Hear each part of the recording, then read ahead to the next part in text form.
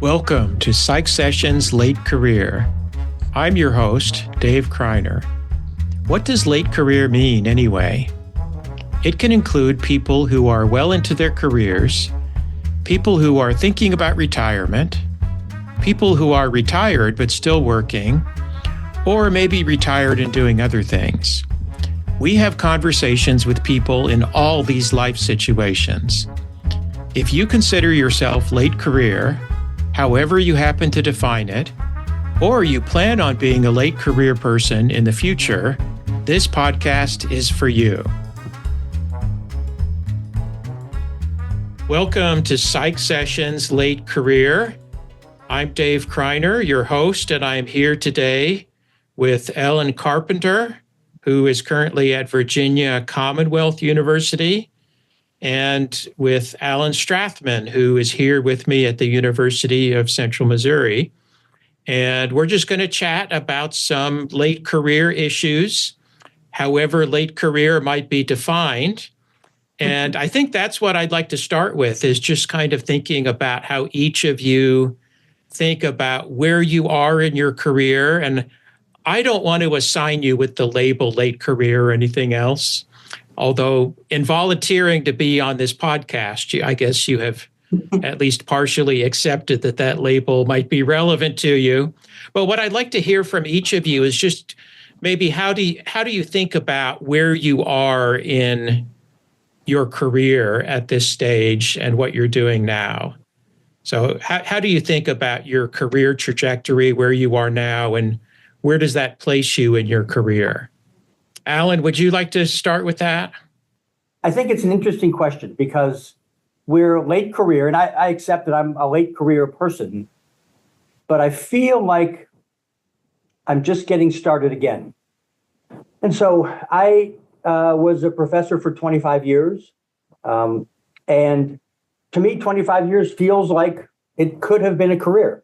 Certainly there are people who work longer, but there are a lot of people who work less than 25 years and call that a career, and justifiably so.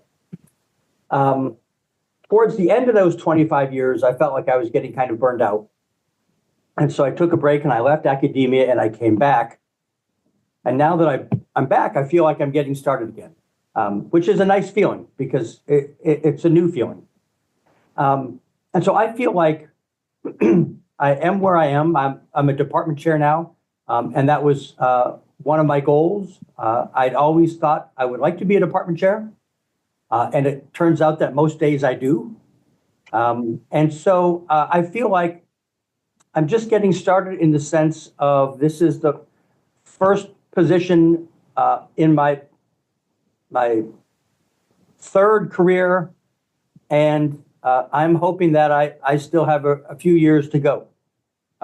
And I think it's relevant to me also to know that I have a relatively young family. And so I feel like I have a lot of bills to pay for a long time to come.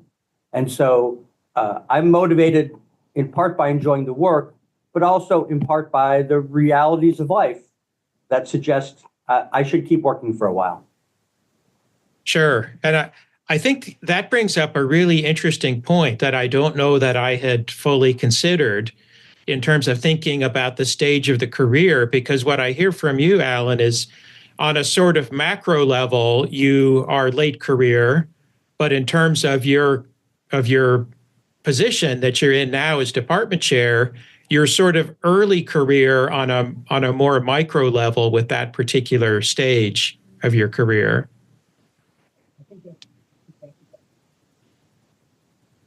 I'm starting over again in a good way, and I feel like I had lost some enthusiasm towards the end of my first career, and I've got it back, and so I feel like I'm enthusiastic, and for me it's good that it's the start of a new period in my life.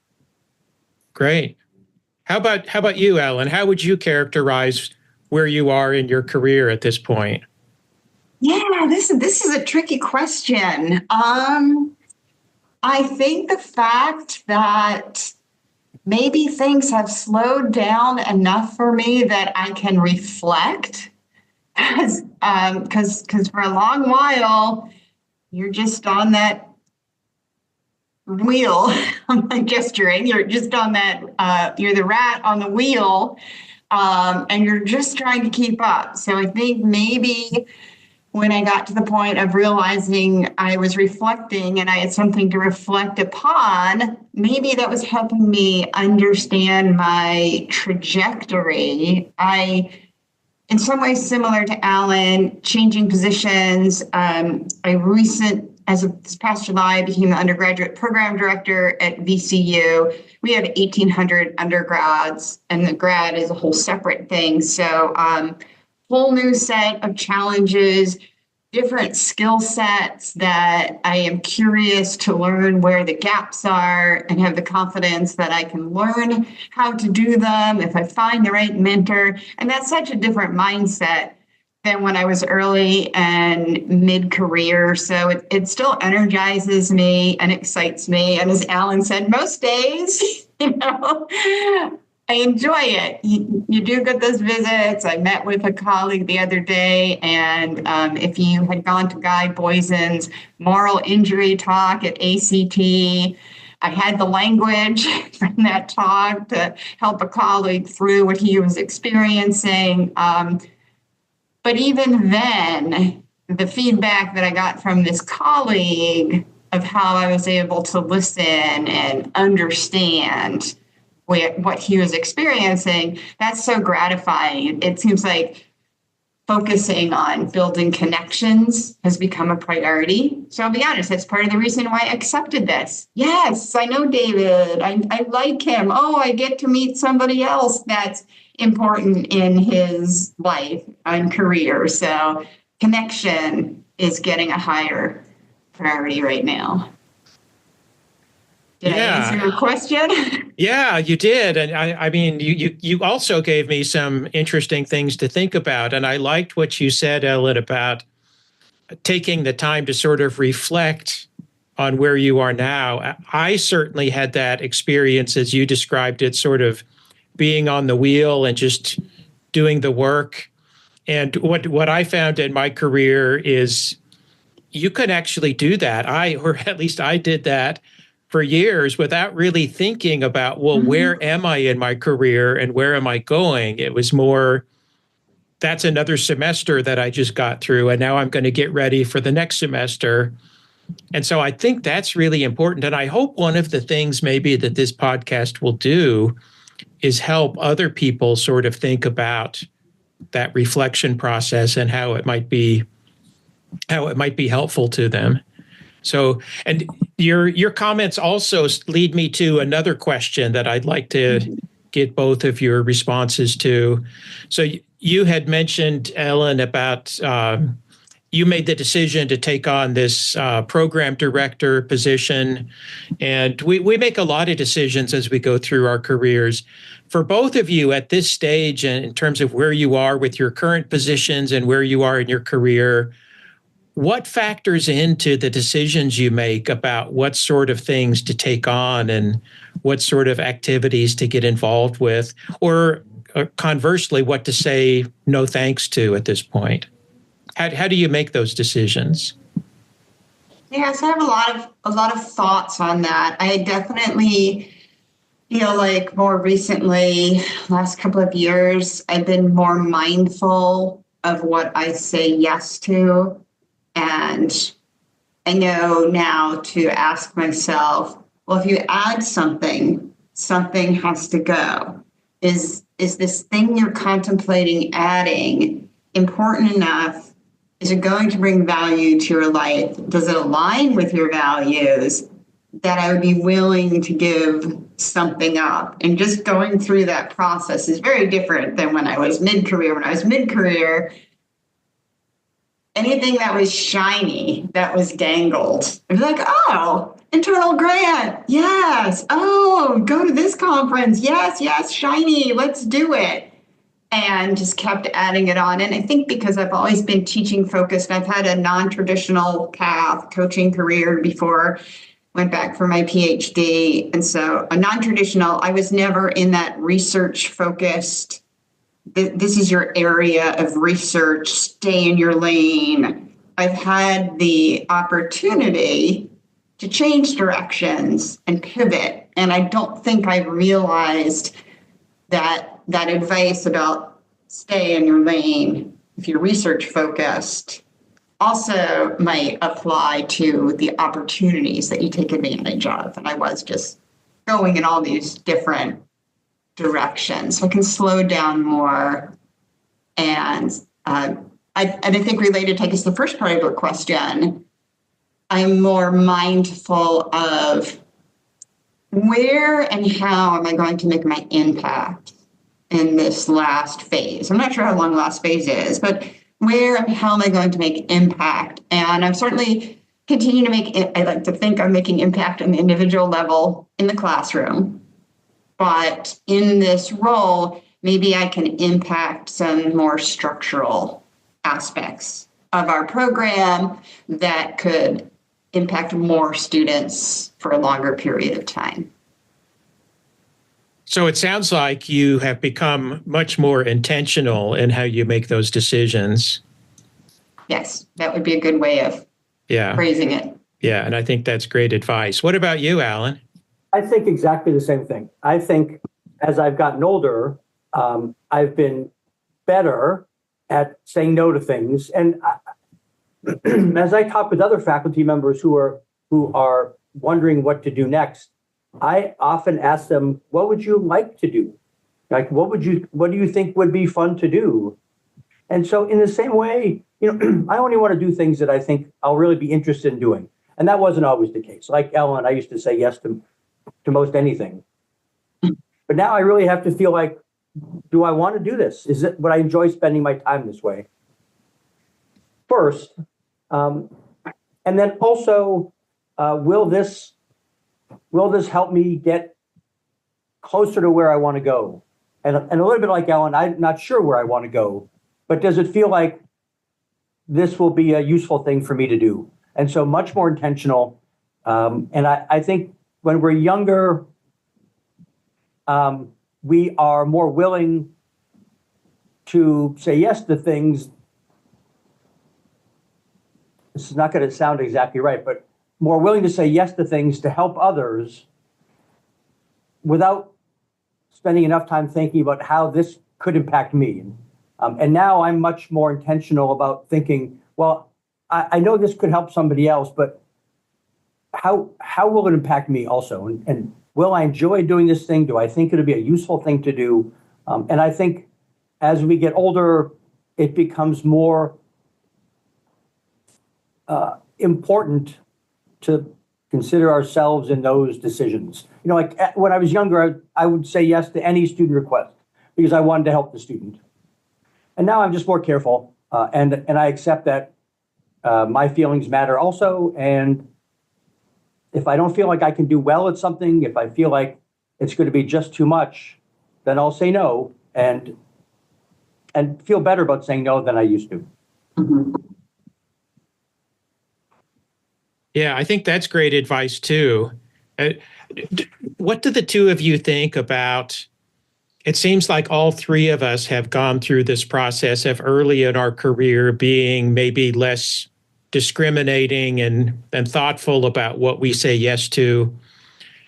I feel like for me, though, that maybe was necessary for me to say yes to a lot of things early in my career, just to have those experiences. And how would I know what I want to do now or what I don't want to do now had I not tried a bunch of different things? Do you think that's also accurate for each of you to some extent?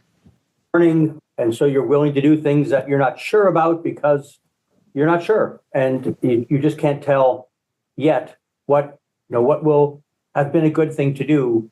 And I think I'm just a little better now at predicting what will have been a good thing to do. Yeah, I would definitely agree with that.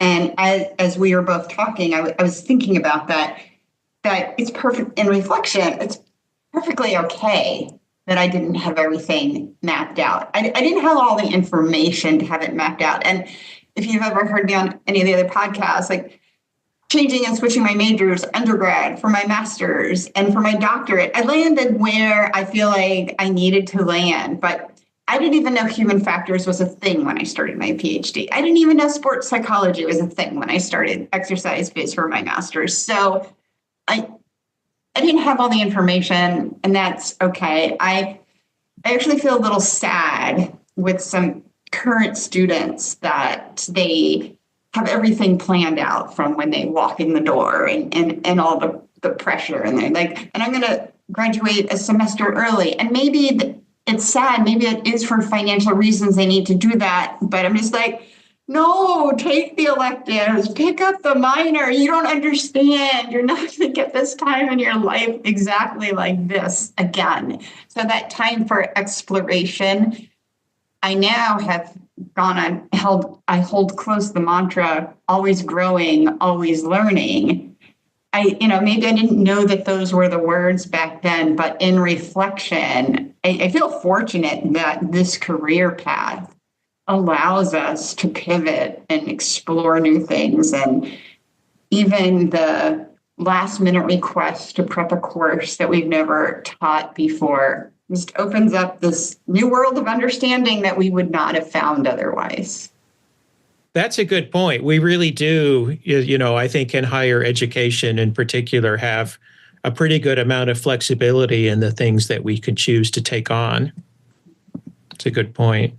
And I think pivot is the key word, right? It's not like you're doing something completely different, but you're shifting your focus from time to time. And I think that's re-energizing. So I want to ask you a related question about these decisions that we make as we get into the later stages of our career. So Ellen and I were chatting just a little bit before we started recording about this affinity group meeting that Steve Chu and I hosted at the ACT conference in October. And the turnout for that was much greater than I anticipated, which was fantastic. But it highlighted for me that there is interest among people who identify themselves as being in a late career stage. And, STP, I think in particular, has done a really nice and effective job providing mentoring and resources for graduate students, for early career folks, and within the last few years, for mid-career folks. And there's not really anything, I think, specifically for later career. And maybe that's because there's an assumption that we probably know what we're doing by the time we're in late career. And maybe that's true for some people. But I wonder also, is there a need for advice? Maybe it's more support than mentoring or guidance. And I'm wondering for each of you, who do you turn to for guidance about your career at this stage? What are there particular people? Are there groups? Are there resources that you found helpful for thinking about planning your career at this point in your lives? Well, I can start. So yeah, go ahead. I think I still chat with my graduate advisor about where I am and what I could be doing. And so I think that's really the only kind of standard place I go. But I'm really eager to read in various publications, just different articles, either in the Chronicle or other similar kind of places online. I think I'm drawn to articles that I find helpful. And while there's nothing systematic about it, I think if you pay attention to periodicals that you value, you eventually find articles that are helpful and find articles that give good advice. I also think, for me, one of the beneficial things is to pay attention not just to what I think I could do, but to pay attention to things I read that I think I don't want to do. And both of those are really informative to me. And so for me, it's really trying to read as broadly as I can, or at least to skim as broadly, really not read, skim as broadly as I can to find things that I think would be helpful to read. Okay, that's great. Ellen, what about you? Yeah, this is a real stumper for me, and I hope I don't offend anybody listening to this who says what she's not appreciating the guidance. I don't actually think I'm receiving guidance yet about this. I have certainly observed colleagues who are a few years older than me and heard them talk about what they're doing, what their plans are. And so that's made me think, that's something I should consider, or that might work for them, but I don't think that fits for me. Now, I certainly have a lot of support, but as far as guidance, I do kind of feel like I'm charting it on my own. I will have to say, I don't think I had really guidance and mentors as an early career psychologist or faculty member either. Have I always had support? Yes. But what STP does now for early psychologists and pairing them with mentors and going to teaching conferences, I didn't have any of that in my early career. Yeah, I do think a lot of it, at least for me, has been sort of observational learning, like you were describing, Ellen, is you sort of see the people who maybe are more senior, or for me, I have just sort of paid attention to people I know who have retired, and then how do they do in retirement? How do they flourish in retirement? And is there something in common between the people who are flourishing in retirement, and what can I extract from that about how I can plan, for what I'd like to do next? And I think what I'm hearing from you is that was also true of you in earlier stages in your career, that maybe there wasn't anything formal that was providing you with guidance or mentoring, but you could look to see what were other people doing and use that observational learning. Right. And I didn't even know that I was lacking mentoring back then. I think I was just clueless, trying to become the best teacher that I could become. I didn't realize that there was a process. And Dave, I want to second what you said about observational learning. I pay a lot of attention to what other chairs are doing in their departments, and I get a lot of guidance from the people I interact with. As Ellen said earlier, it's about the connections. The connections are a big part of our job, I think. And that was always true for me. And it's even more true now, because I feel like, first, I like the social part of that, but also I think I get a lot of professional guidance from the connections I have, and from seeing how other people are doing the same job. And I think you could look around what I've done here and look at all the places where I got those ideas. And like you could, if you knew, you could see he got this from that department, he got this from that department. And I think that's a really useful way to get information, because there are a lot of smart people doing this job, and to me it makes sense to pay attention to what they're doing and to ask, could this work for me? Yeah, and I don't want to be misunderstood that I'm not getting guidance from people, but as far as guidance of what you do in your late career, it's just what I'm trying to observe. I certainly have networks of support and people that I get ideas from, but it's more specific and granular about what are you doing in this teaching situation and such. Right. There are four of us that started a messenger group in Facebook during COVID, and we've become very tight friends. And that, and in addition to recipes and everything else, teaching comes up every day in that conversation.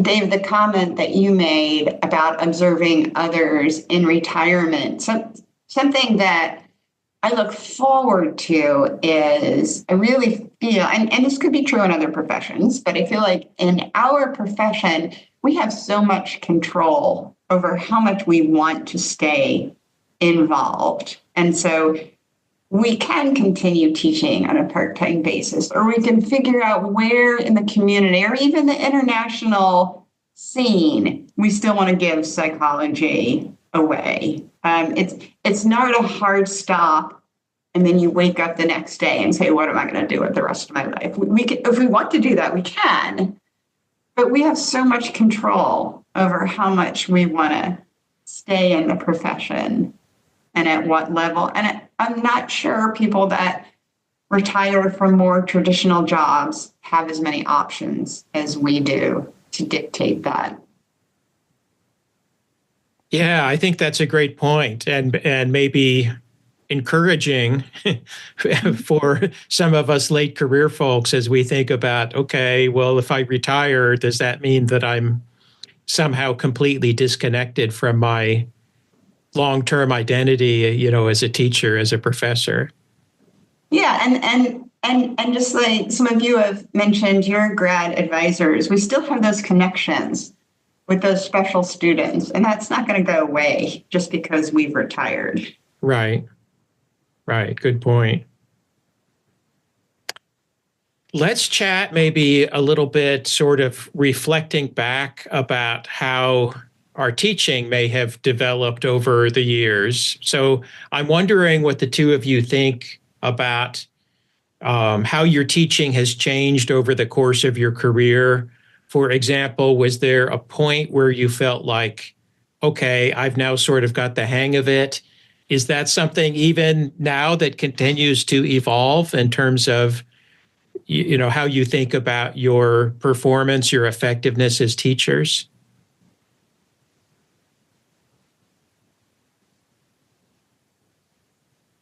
I can't pinpoint when I figured out less is more, but at some point I became more confident that it wasn't my responsibility to cover everything in the chapter, and that I could discern what the important parts were.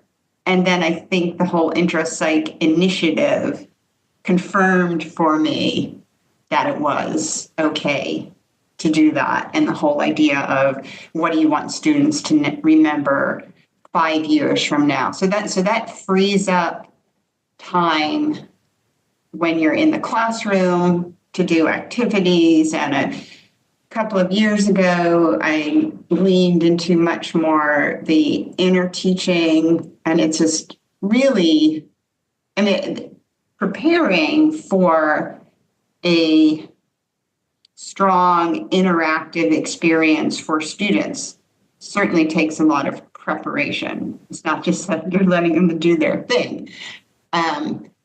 But trusting that they could lead their learning if I set it up correctly has been just amazing. When I go around the groups and hear what students are saying to each other, and the students come alive, and I'm thinking, wow, what a great, amazing group of students. And then I think, yeah, I had great, amazing students when I was standing there lecturing to them. I just never got to know them. And now I'm getting to know them, and probably more importantly, they're getting to know each other. So their sense of belonging and identity is, I'm providing an environment for that to get built. And there's been some discussion about, well, with generative AI and delivery of information, to coin Regan, what is the added value that I am giving by being up there in the classroom? And it's not what I'm spewing out of my mouth, it's the environments that I'm creating for the students to build their own knowledge and interact with each other. And I don't think we can replicate that online. Yeah, I feel like that mindset that we adopt for ourselves as teachers is so important. The old thing about, are you the sage on the stage or the guide on the side? And I don't know if other people feel this way, but I think particularly early career, I maybe thought a lot, perhaps too much, about how students perceived what I was doing. And would they feel like I'm not doing my job as a professor if I'm sort of giving them the responsibility to do the learning? And maybe it's, as you get later career, or as I've gotten later career anyway, it feels a little more freeing to think, well, that's okay if that strikes them as a little odd, because that's the best thing for their learning. What about you, Alan? How do you think about those kinds of issues? Similar to how Ellen does, except I can remember a moment. Excuse me. I can remember a moment in time where it was the first time I considered the idea that I could decide what I wanted to teach. That there wasn't a particular canon that I felt like had to be covered in any particular class. And for me, it was a conversation that I had with when I was a relatively young faculty member that I had with my department chair, who was Tom DiLorenzo. And he was the first person who suggested to me that there is nothing in a class that you have to teach. You should decide for yourself what you think is the most important thing for students to get, and then work towards making that happen. So that was one big point that I think affected how I teach. And the second was, for many years, I taught a course in which I taught grad students how to teach or help them learn how to teach. And one of the things I always asked them was to identify what students get from their class that they don't get from anywhere else, which I think goes really to the heart of what Ellen said earlier, what's the value added?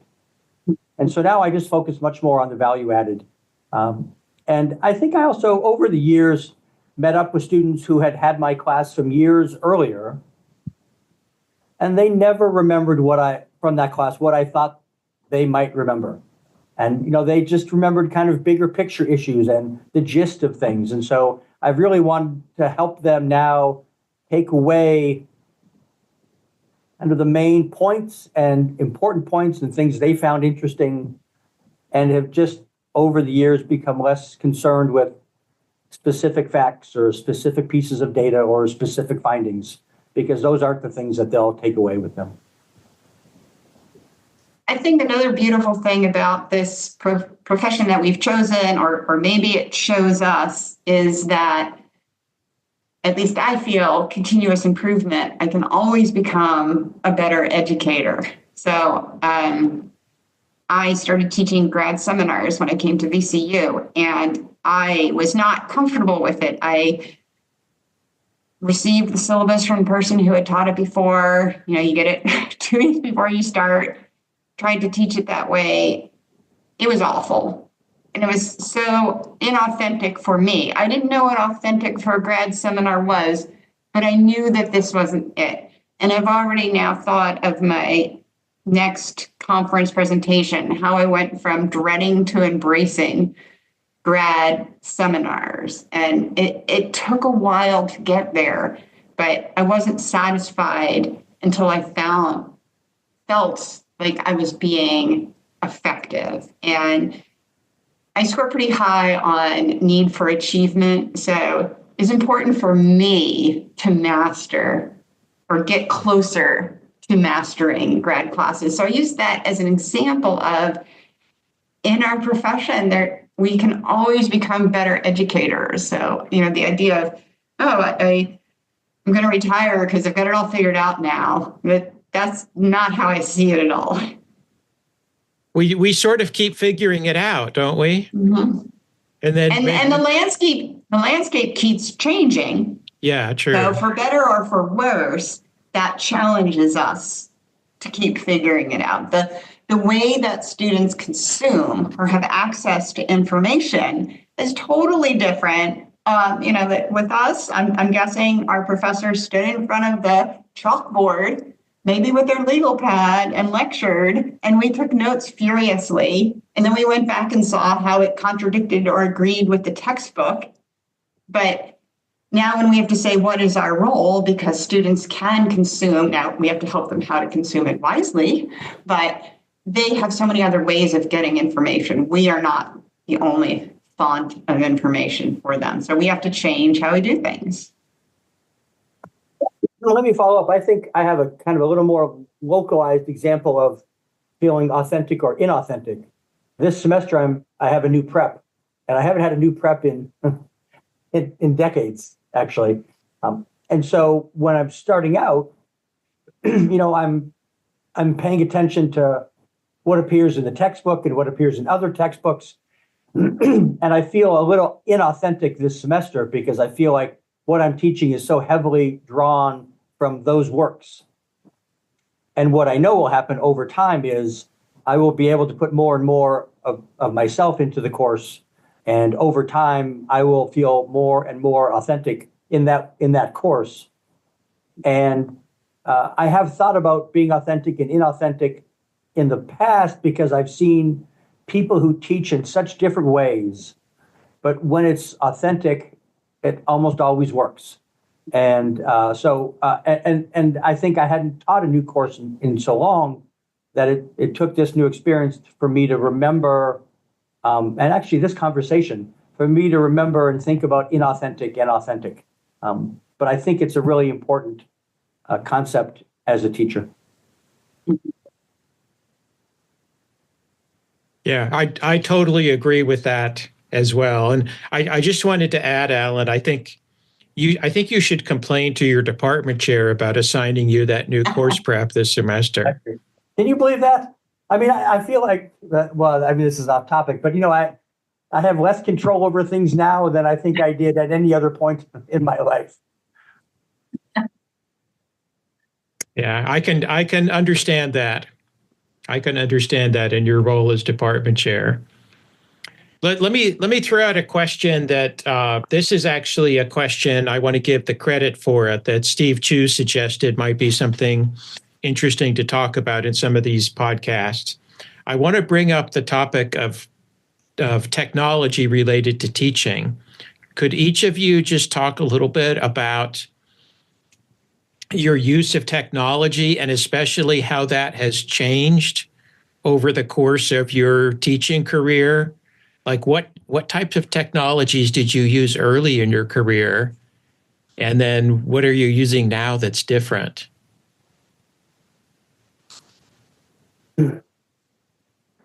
Well, I think early in my career, I didn't use any technology at all, unless you consider an overhead projector technology. I would come to class with a stack of blank overheads, and I would write everything on the overheads during the course.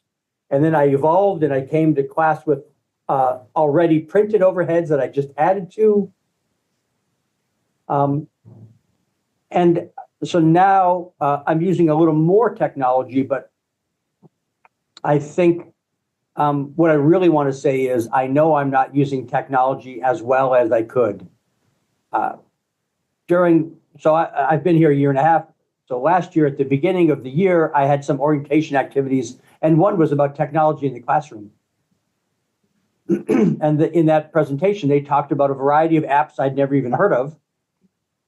And what was good about them was that the apps that they were talking about really facilitated classroom participation and interaction. They were apps that helped students provide input into the class period that the instructor could then use in that period to help a discussion and to guide the discussion.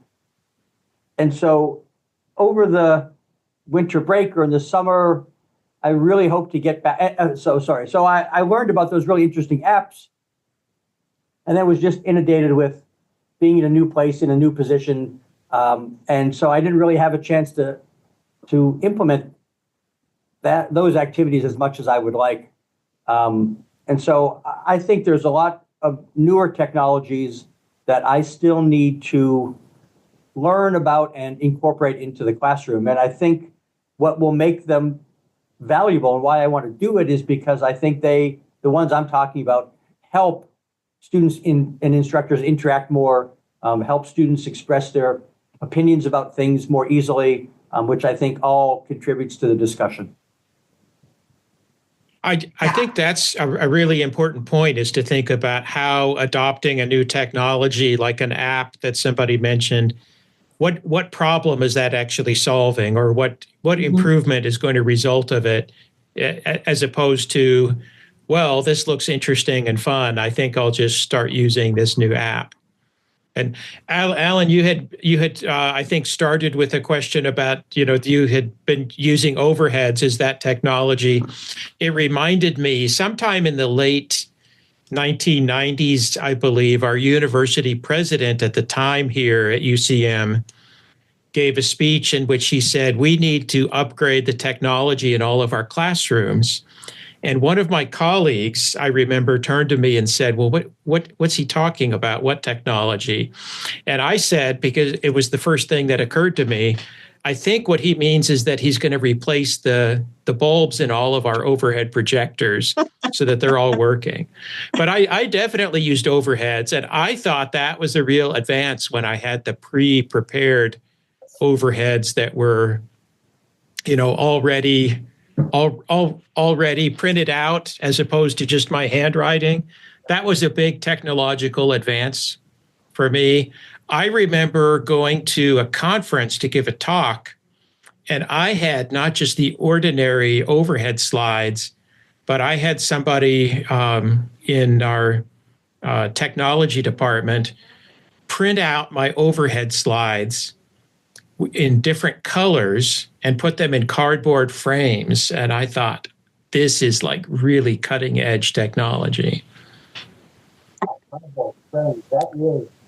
That is state of the art. It was state of the art for one brief moment. Yeah, exactly. Ellen, what about you? What was your experience? This is a whole podcast episode in and of itself. I will agree with your comment. I had jotted down after you said the question. I do try to discriminate when I hear about a new technology. What is its purpose? What will it be doing that something more simple can't already do?